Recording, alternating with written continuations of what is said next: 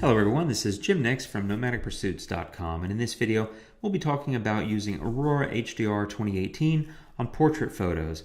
Now, you may not necessarily associate HDR editing software with portrait work. However, because of the advanced tools and the capabilities in Aurora and just the processing engine and the raw file handling, you can get great results using Aurora on your portrait photos. So we're going to walk through that. Now, I want to point out this image was provided to us by a wonderful photographer from the San Francisco Bay Area named Laura Tillinghast. She graciously allowed us to use her photo, so thank you for that, Laura. And what I want to talk about here is just creating a little bit more pop in the photo. It was shot in pretty even light. I'd like to add some contrast and sort of draw some more attention to that floral arrangement that's atop the model's head. I think it's really interesting and beautiful and has a lot of great color. I want to make it pop a little bit and maybe add a little bit of texture in the walls and that sort of thing. So let's see what we can do here. I'm going to start, and in fact I'm mostly just going to work in the HDR basic panel. There's not a whole lot. I mean, the photo is beautiful to start with, I think, and so I just want to bring up some of the contrast. I'm actually going to use HDR Enhance as well. Now, you would associate that necessarily with bringing up textures and details because that is what it does. But if you look at it, it hasn't impacted the model's skin at all. If you take a look at the before and the after, you can see the impact is showing more so on the wall, which is really where I want it to show.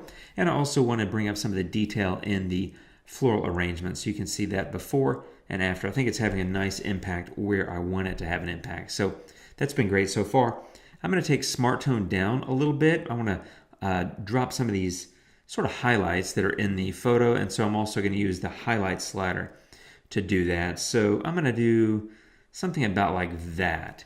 So let me show you this before and after. There's the before and there's the after. I think it's looking really good, and there's only one other thing I want to do, and that is I think the warmth and the saturation on the model's skin, especially her face, is a little bit much. So I want to add a new layer, an adjustment layer. And I'm going to come over here and I'm just going to take the saturation down a little bit. So, like 15 or so.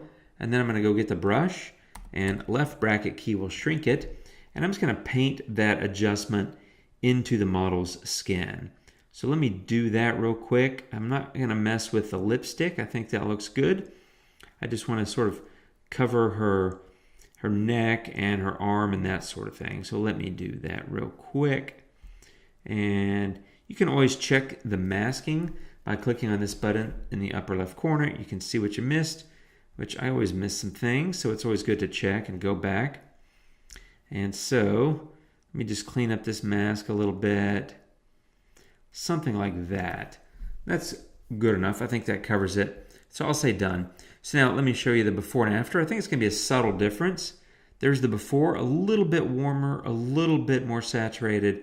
And there's the after. I've taken away some of the saturation. She's pale skinned, and I want to not take that away. I think it works well in the photo, especially with such great color in the floral arrangement that she's wearing. So that's really how I would handle this photo. Aurora and portrait work actually go together very well, even though you wouldn't necessarily think of those two right off the bat. But they work well together, and there's a lot of power in Aurora that helps you edit your portrait photos. So that's it for this one. I hope that it's helpful, and if you have any questions, let us know.